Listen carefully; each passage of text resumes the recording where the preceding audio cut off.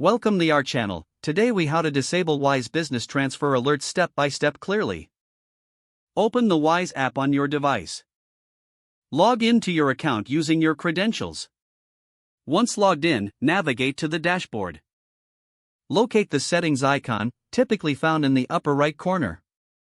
Tap on the settings icon to access your account settings. Scroll down to find the notifications section.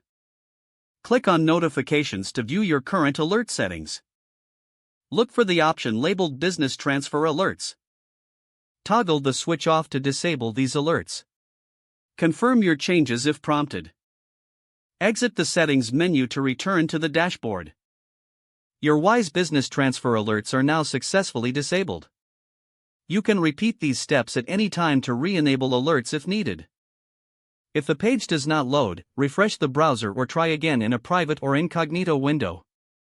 Make sure you are using the correct email address, then retype it carefully to avoid small typos.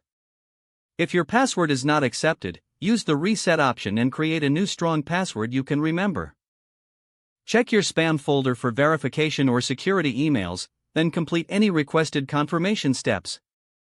Enable two-factor authentication if available to improve account security and reduce unauthorized access risk.